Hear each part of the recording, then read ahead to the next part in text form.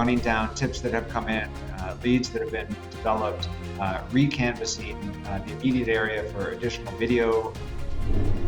I don't feel safe here whatsoever. This is Today As It Happened. Good Monday evening to you. I'm Stephanie Liebergen here with your chronological look at the biggest events and stories of the day, from the ongoing fallout after the mass shooting at Brown University over the weekend to the killing of 3 Americans by a gunman in Syria.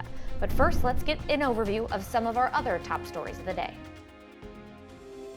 Shocking news out of Los Angeles. Director, actor, and activist Rob Reiner and his wife Michelle were found dead Sunday at their Los Angeles home.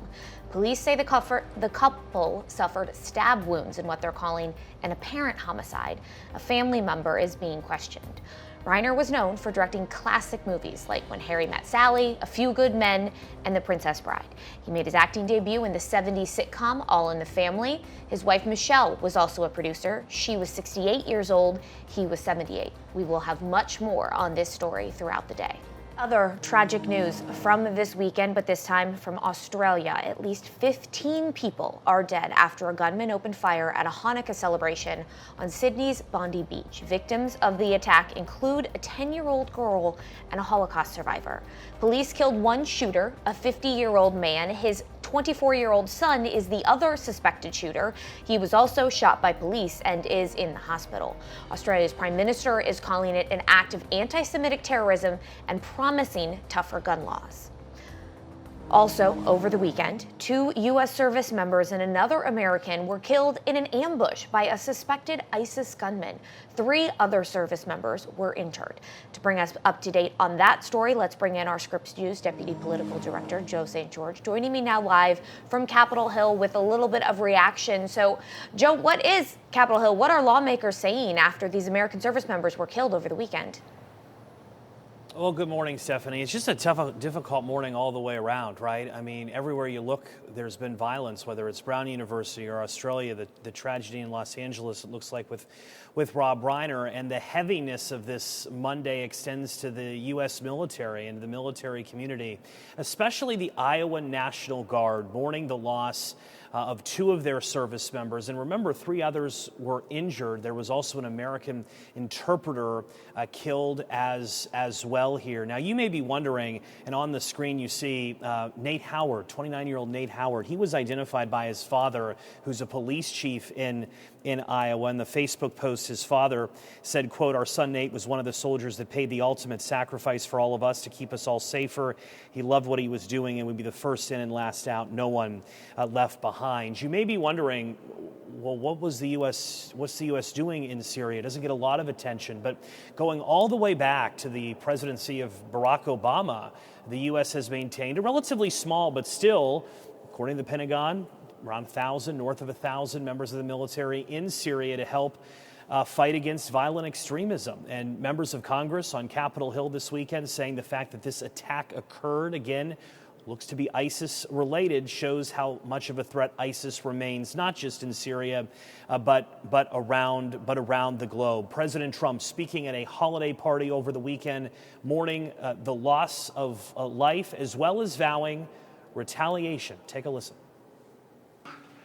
We had an attack in Syria, and we had 3 great patriots terminated by bad people, and not the Syrian government, it was ISIS.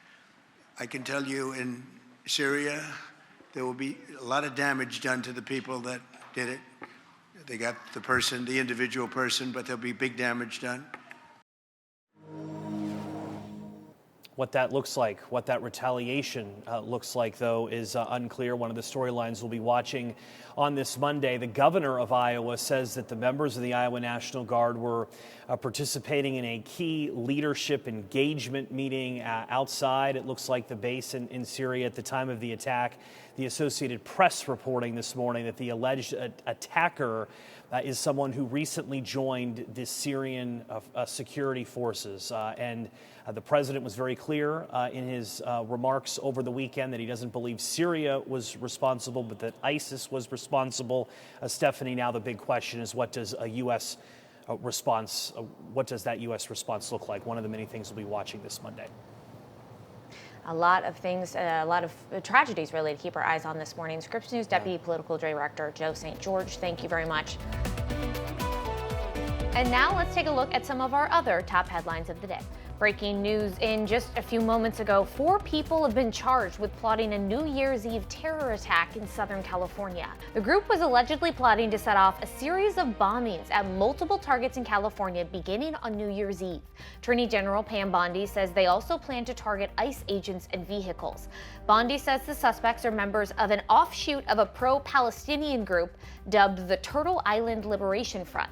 They each face charges, including conspiracy and possession of a destructive device. And from sports, it's a tough day. If you're a Kansas City Chiefs fan like me, the team lost to the LA Chargers 16-13 on Sunday, officially eliminating the Chiefs from the playoffs for the first time in 10 years. And to make matters even worse, All-Pro MVP quarterback Patrick Mahomes, well, he tore his ACL during the game and will be out for the rest of the season. This is the most significant injury of Mahomes' 9-year career, but the QB pledged on social media that he will be back stronger than ever. And the Powerball jackpot has grown to an estimated $1.1 billion after no one won Saturday night's drawing. Tonight's drawing is the 6th largest in Powerball history. The no one's won the jackpot in 42 consecutive drawings. A winner could choose, of course, the full amount of $1.1 billion over time or the lump sum cash payout, $503.4 million. Just ahead on Today's It Happened, from The Princess Bride to When Harry Met Sally, director Rob Reiner had one of the most celebrated careers in Hollywood. Stay with us for a look back on his life amid the ongoing investigation into his death. That's after the break.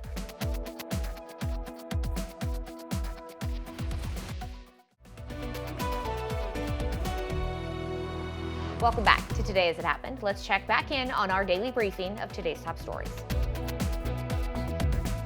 The son of legendary Hollywood actor and director Rob Reiner and his wife has been taken into custody for their deaths.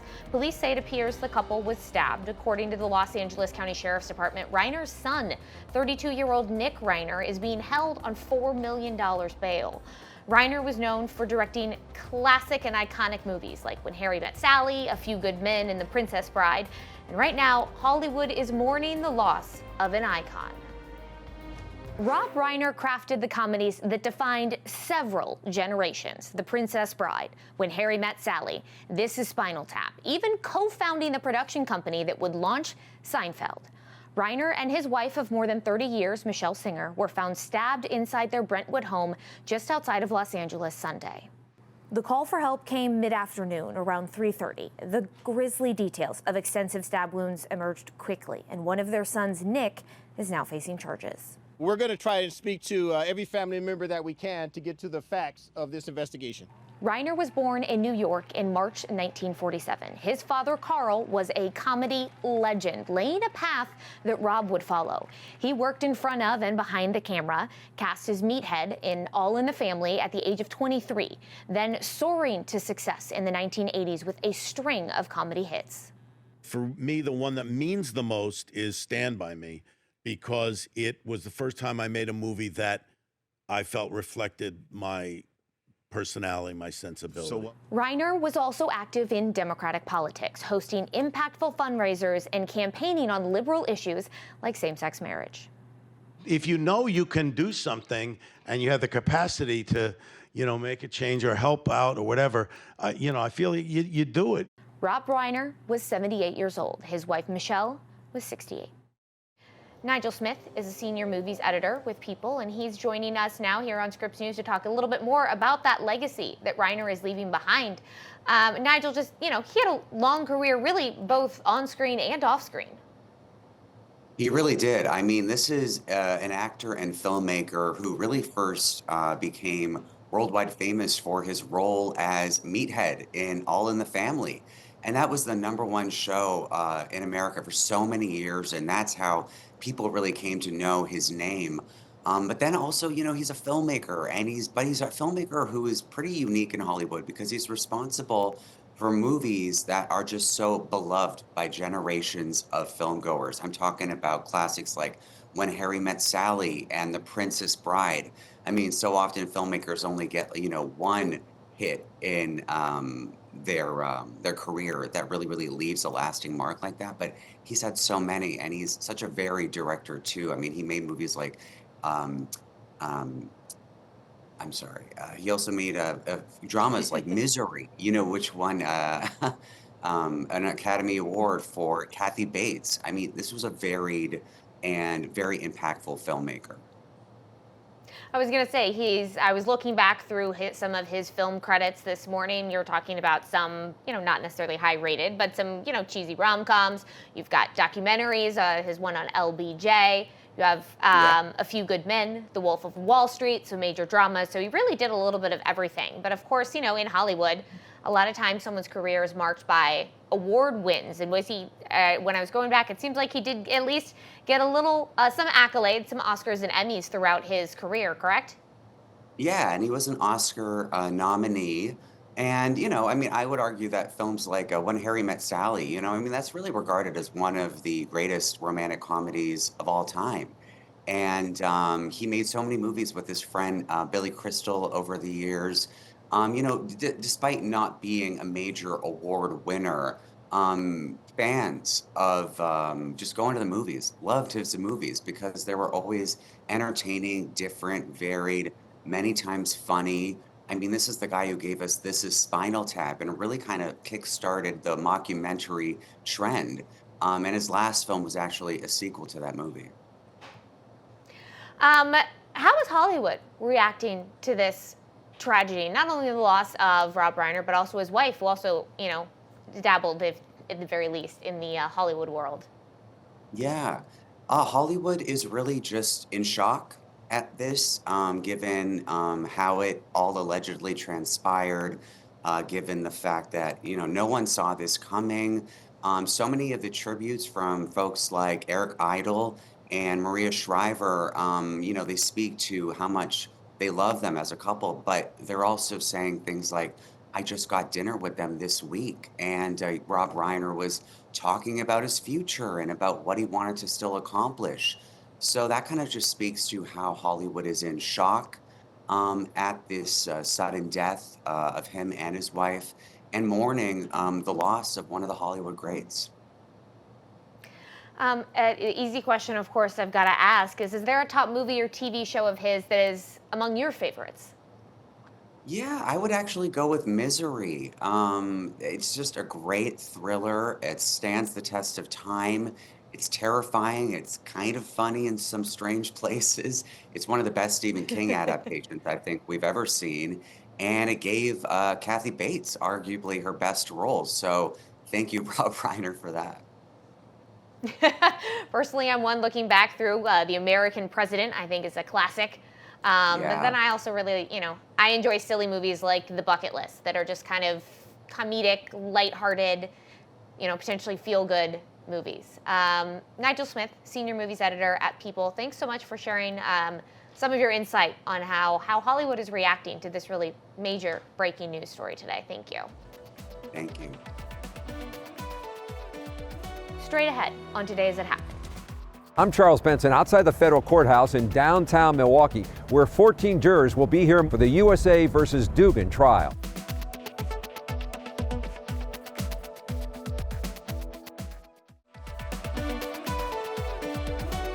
Thanks for staying with us on Today's It Happened. I'm Stephanie Liebergen with your daily look at the day's biggest stories. A major development in the ongoing peace talks between Russia and Ukraine. U.S. officials confirm Russia is opening to Ukraine joining the European Union as part of a peace deal to end the war. They say such an offer would be a major concession by Moscow. These officials also say now there's a consensus on about 90% of the U.S.-authored peace plan. U.S. envoy Steve Witkoff and the president's son-in-law Jared Kushner are expected to meet over dinner tonight with a number of leaders: Ukrainian, British, German, and French. The death toll is rising after a terror attack at Bondi Beach in Sydney, Australia. At least 15 people have been killed and 27 are still being treated in the hospital. The victims range from age 10 to 87, and they include a Holocaust survivor as well as 2 rabbis. The attack targeted Jewish Australians and is the country's worst mass shooting in almost 30 years. And the federal trial is underway for Wisconsin Judge Hannah Dugan. She's accused of helping an undocumented man hide from immigration authorities. If convicted, she could face up to 6 years in prison. Scripps News Group senior national political correspondent Charles Benson is live just outside that courtroom in Milwaukee. So, Charles, before we get to what all this happened today, remind us how we got here. Yeah, good afternoon, Stephanie. We're inside the federal courthouse in downtown Milwaukee. As you know, there are no cameras allowed in the courtroom, but we're inside to help tell you the events that are happening here. And it's a case involving Judge Hannah Dugan. She works in another court several blocks from here as part of the state court system. And it's the alleged events that happened in that courtroom that got us here today. She is alleged to have helped that undocumented immigrant, Eduardo Flores Ruiz, evade or help him avoid arrest by federal agents. 6 had showed up in that day back in April, and that's what this case is all about, Stephanie. So what have we heard so far today in the courtroom? So today has really been about the first impression for jurors about this case. They got the opening statements from the federal prosecutors and the defense team. Now, the federal team is trying to outline that Judge Hannah Dugan, they allege here that she was intentional about her efforts to help Eduardo Flores Ruiz when he was there in her courtroom that day. He was facing battery and domestic abuse charges, and he was later found to be in this country illegally. But she was concerned that ICE agents had shown up outside of her courtroom, and that concerned her. And what the federal government has said, once she learned that, everything that was supposed to be an ordinary day in her courtroom changed, where she then tries to get the federal agents to go see the chief judge and then try to help Flores Ruiz get out of the building through a non-public hallway and a non-public door there. So, in fact, in the opening statement, federal prosecutors say that Dugan is said to have said, "I'll do it, I'll get the heat." So those are key words that they focus on, the first 7 words out of the federal prosecutor's mouth. Now, the defense team here is with Stephen Biskubik, and the reason why I mention him, he's a former U.S. attorney in this building. He's now a defense lawyer, and he was leading the opening statements here for Judge Hannah Dugan.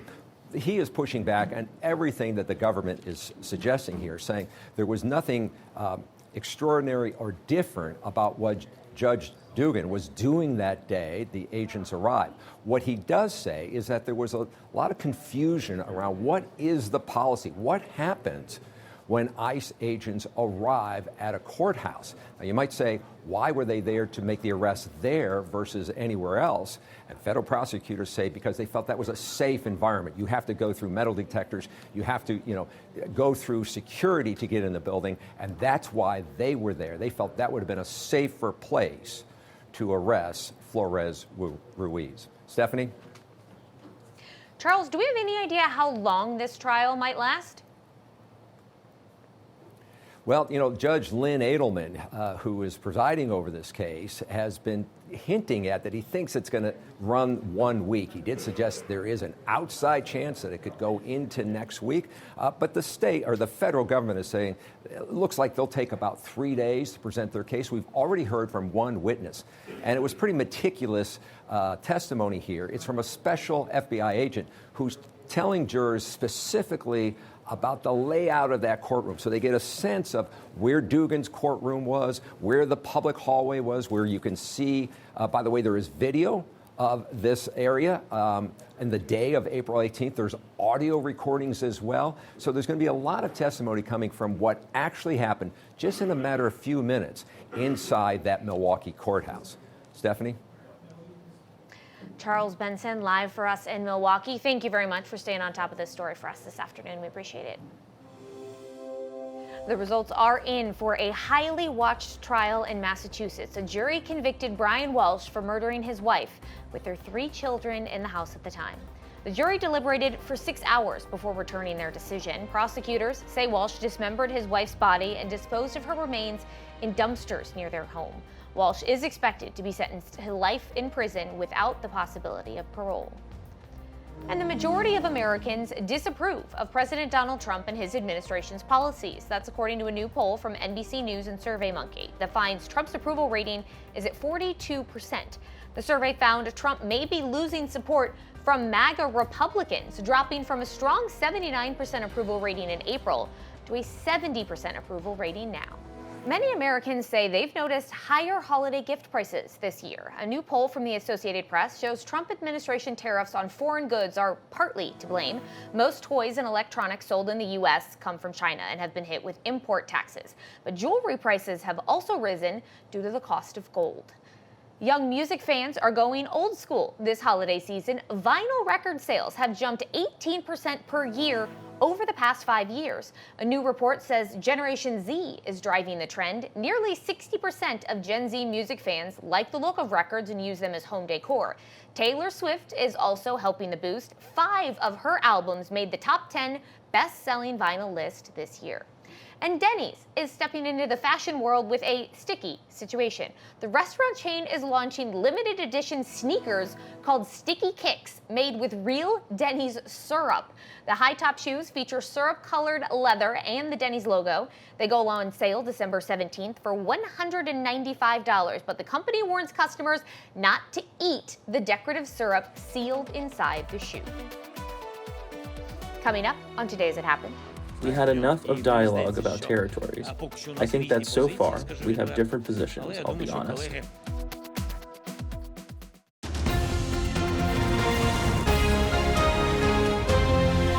Welcome back to Today's It Happened, Scripps News end-of-day snapshot of our biggest stories. So let's pick back up right where we left off. The headlines this Monday afternoon. An important deadline for those of you seeking health care under the Affordable Care Act. Today is your last day to enroll in or change plans if you want your coverage to begin on January 1st.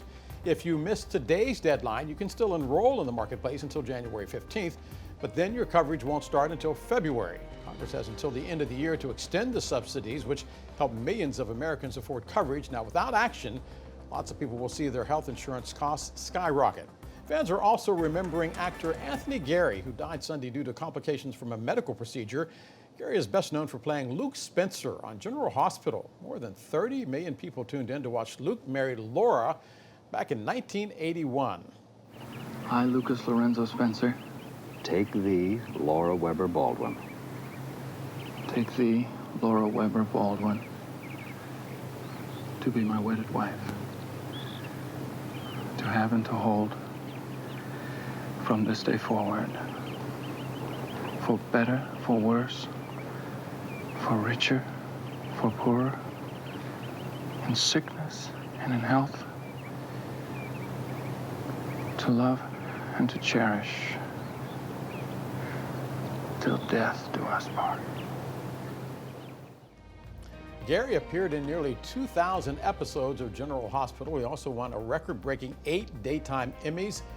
Anthony Gary was 78 years old.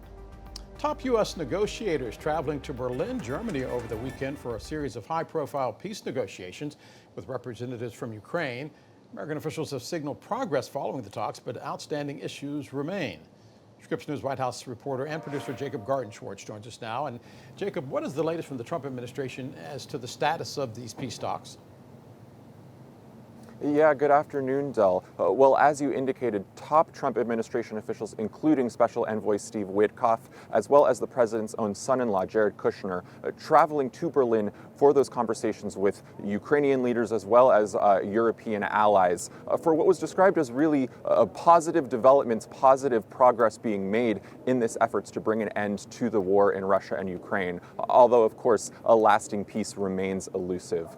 2 U.S. officials who were present for those talks telling Scripps News that they were, quote, really, really positive in almost every aspect, and noting that those U.S. leaders met directly with Ukrainian President Zelensky for several hours over the weekend. A key focus of these conversations were on security guarantees for Ukraine. If a conflict is to be ended, how is it that Ukraine will be able to maintain its sovereignty, maintain its security moving forward? U.S. officials indicating that there is some frameworks under conversations to provide Ukraine something like an Article 5 V guarantee under the NATO treaty that says that, if Ukraine is attacked, other allies would intervene to protect it. This, of course, comes after Zelensky has indicated he might be backing off his push to join NATO in earnest. This is something Russia has really said is a red line for them in these efforts to bring an end to the conflict. Now, those U.S. officials who we spoke to declining to delve too far into the specifics of what this security guarantee would look like, though they did note that there would be no U.S. boots on the ground in Ukraine, so to speak, and also that the measure could come up for a vote before U.S. Congress in the U.S. Senate. Whether that is to formally ratify a treaty or merely express a show of support on behalf of U.S. lawmakers remains unclear. And of course, as there does seem to be some progress on that aspect, one key issue that remains outstanding is the ultimate territorial questions. If this war ends, who will maintain which territories, particularly on those front lines that remained hotly contested? Again, U.S. officials declining to wade too far into specifics, though they noted that they felt there was a significant progress made by presenting their perspective of this situation to Ukrainian leaders. One U.S. official saying that he gave President Zelensky, quote, some very thought-provoking ideas about a potential resolution. But President Zelensky, speaking to reporters a short time ago, seemed to indicate that some differences remain between the positions. Take a listen. We had enough of dialogue about territories. I think that so far we have different positions, I'll be honest. But I think that American colleagues have heard my personal position. I am very happy that I was able to personally convey this position. And as there may be some progress being made in these conversations with the Ukrainians, it really remains unclear what, if anything, Russia will agree to, even if U.S. and Ukrainian officials can, come together on some sort of deal to end this conflict. American officials, for their part, state that they believe Russia will sign off on this Article 5-like security guarantee package, and also that they might even be open to Ukraine joining the European Union. Of course, European allies have long said that they believe Russia is just dragging their feet as a means of prolonging this conflict. So very much progress made, but lots of outstanding questions. So Jacob, that being said, where do things go from here? Yeah, well, we understand that this evening there is a dinner in Berlin for some of those American, Ukrainian, and European officials who are participating. And we did hear that President Trump himself was expected to call in and speak to some of the leaders at that dinner. Beyond that, we are hearing that there will be some more meetings this coming weekend between U.S. and Ukrainian officials here in the United States, likely in Miami. That's a spot where several past rounds of talks have taken place between both sides. Those conversations this weekend expected to focus specifically on some of those territorial questions, the maps, and also what role, if any, U.S. military will play in these sorts of conversations and frameworks that are being discussed. European officials, meanwhile, moving forward with a series of packages to try to target Russia economically. One agreed to last week will maintain a freeze on about $230 billion of Russian assets, with conversations ongoing about the possibility of providing those assets to Ukraine later on in the form of a loan for aid. And just today, the European Union also approving some new sanctions on individuals and entities tied to Russian-owned oil companies. Of course, oil, one of the only economic lifelines that Russia has. So Europeans certainly moving forward on all of this. The Americans, of course, there's a question about sanctions, given that there is a bipartisan package of sanctions that, at least according to one prominent U.S. senator, had President Trump's support. This would provide secondary sanctions on companies that do business with Russia. While there was, initially some momentum earlier this winter that might be able to move its way to the Senate floor, at this point, no vote has been scheduled, and officials in the U.S. Senate as well as the White House not responding to our inquiries as to where that package stands. So again, lots of progress, more talks oncoming, but in the meantime, this war continues. Del. Scripps News White House reporter and producer Jacob Garden-Schwartz. Jacob, as always, we thank you very much, and yes, stay warm. Death toll is rising after that terror attack at Bondi Beach in Australia and Sydney. Police saying a father and son killed at least 15 people, injuring some 27 others. The elder suspect is a 50-year-old who arrived in Australia on a 1998 student visa, 1998 student visa. He was killed on the scene. His son was shot and wounded. The victims ranging in age from 10 to 87. They include a Holocaust survivor as well as 2 rabbis. The terror attack on the first night of Hanukkah has Jewish communities everywhere on edge. Yasmin Ludi from our Scripps News Group talked to a San Diego area rabbi who says this tragedy hits very close to home. I spoke with the former rabbi of Chabad of Poway, who was shot 6 years ago inside the synagogue. He calls what happened on Bondi Beach a horrible case of deja vu. I heard these 4 harrowing sounds. I had no idea what it was. I thought the table fell over. Rabbi Yisrael Goldstein is standing in the very spot that changed his life. I look and I see this anti-Semite terrorist in our lobby with the AR-15 aiming at me. In 2019, a gunman walked into the Chabad of Poway, killing 1 person and injuring 3 others. These 2 fingers were affected, but the rest of me survived. Goldstein says he was forced to relive that moment during a phone call he received around 1 a.m. I heard that my nephew was shot in the chest and they're trying to save his life.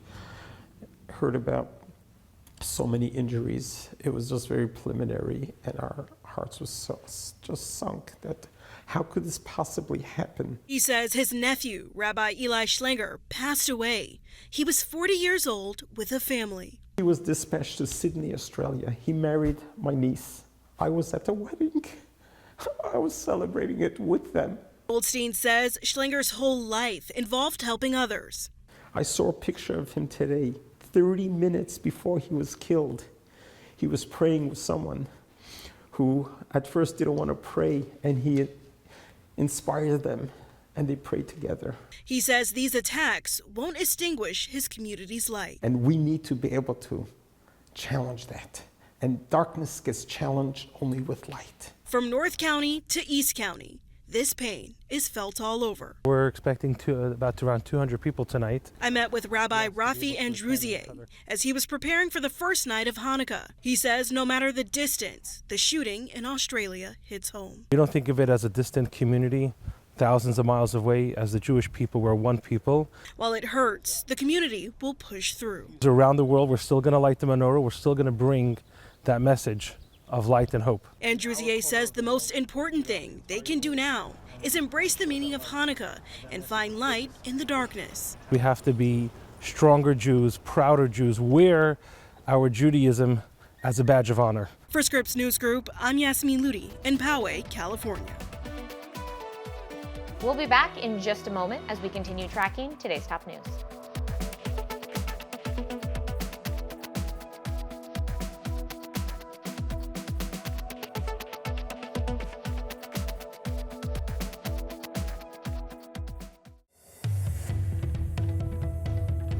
Welcome back to Today As It Happened. I'm Stephanie Liebergen. Let's jump right back into our rundown of today's top stories. We're getting closer. We're having tremendous support from European leaders. They want to get it ended also. And at this moment, Russia wants to get it ended. The problem is they'll want to get it ended, and then all of a sudden they won't. And Ukraine will want to get it ended, and all of a sudden they won't. So we have to get them on the same page. We're going to see what happens. Hopefully they're going to capture this animal. Hopefully they're going to capture it.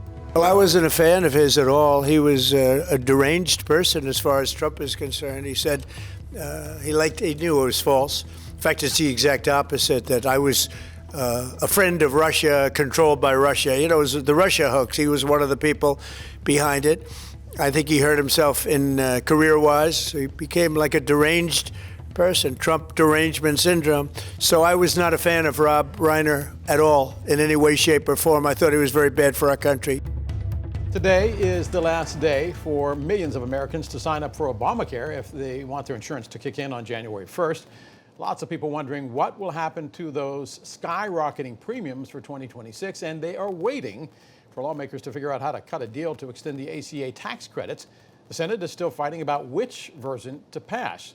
Scripps News national correspondent, congressional correspondent Nathaniel Reed is live for us on Capitol Hill. And Nate, where do things stand at this hour? Well, Del, we saw the Senate try and pass those 2 competing versions of Affordable Care Act tax credits, a version that would have extended them for another 3 years with few other changes, and then another Republican-led version that would have put money directly into health savings accounts for Americans on high deductible plans who get their insurance through the Affordable Care Act, that would have helped them pay down their coverage, make it more reasonable, less expensive to pay for health benefits directly, pay for procedures or medical costs.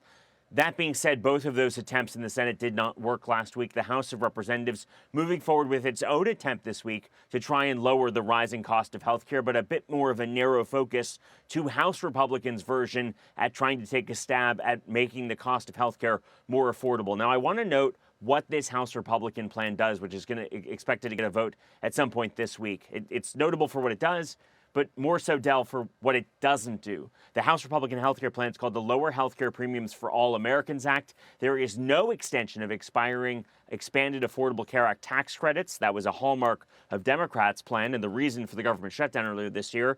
It does mandate increased pharmacy benefit manager transparency, something that Democrats and Republicans have been trying to find a way to spearhead.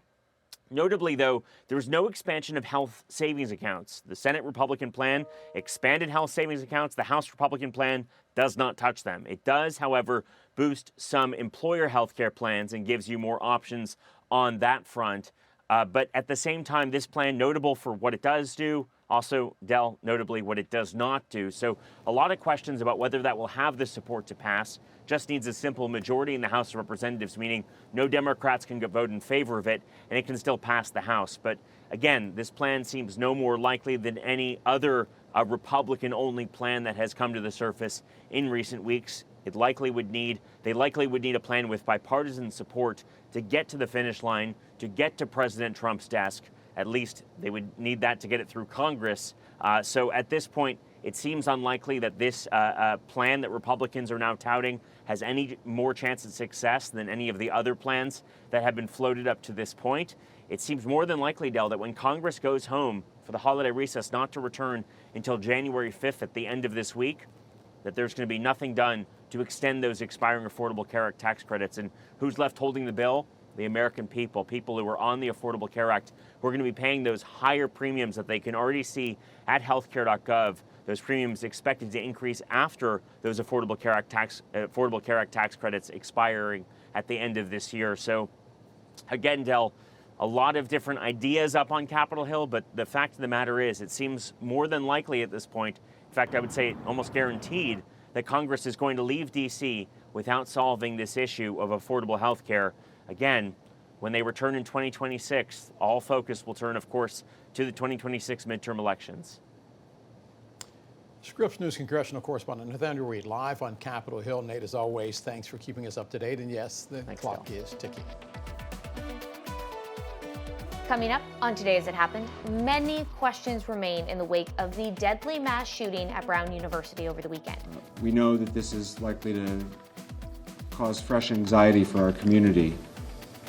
And we want to reiterate what we said earlier, which remains true, which is ever since the initial call, now a day and a half ago, we have not received any credible or specific threats to the Providence community. That's straight ahead.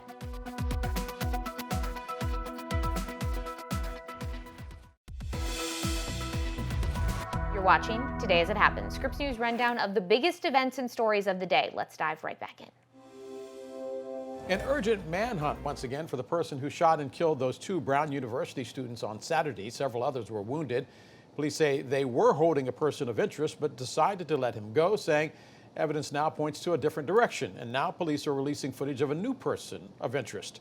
Scripps News national correspondent Katia Tubman tracking the investigation. And Katia, what do we know at this hour?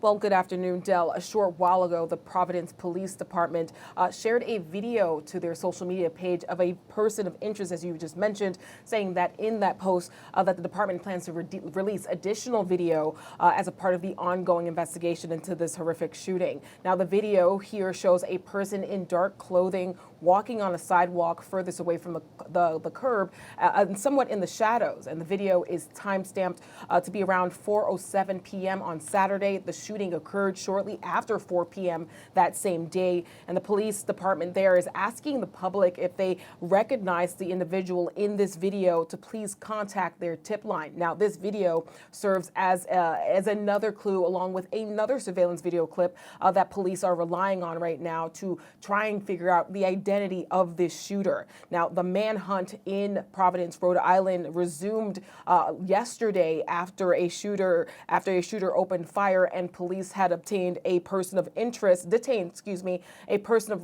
and then released them Sunday night, finding no reason to keep them in custody. Now, the manhunt had resumed as of today, as of late Sunday, after the shooter opened fired in a classroom at Brown University, killing 2 students and at least 9 people. And because there is no one in custody right now, officials in Providence, Rhode Island are saying they are aware of a fresh anxiety this must be bringing the community, as there is no one being detained, or as there is still this ongoing search for a person of interest. And here's what the mayor had to say about the ongoing investigation. We know that this is likely to cause fresh anxiety for our community. And we want to reiterate what we said earlier, which remains true, which is ever since the initial call, now a day and a half ago, we have not received any credible or specific threats to the Providence community. And so the status of safety in our community remains unchanged.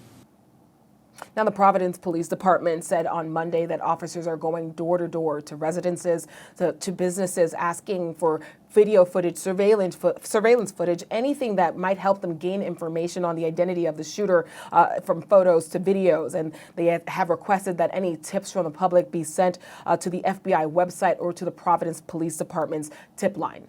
Del? Katie, I understand we're also finding out more about the 2 victims who were killed.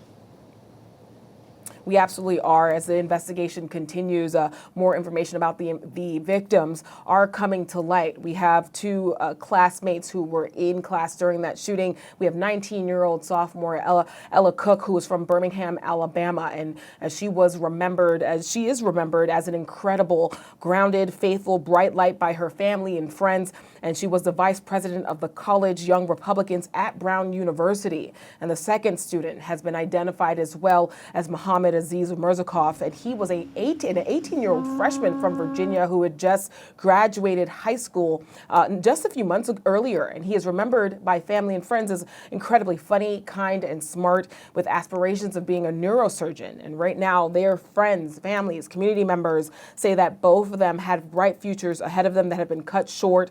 And as they mourn, communities across the campus, as well as off of the campus, are grieving yet another mass shooting on a school grounds. And this shooting marks 392 mass shootings that we've seen so far this year, according to the Gun Violence Archive. So we're also hearing from students who have survived tragedies such as these, whether they were high school students and are now on campus at Brown. And they're saying that it feels like these tragedies are following them, and they are among the community members grieving right now.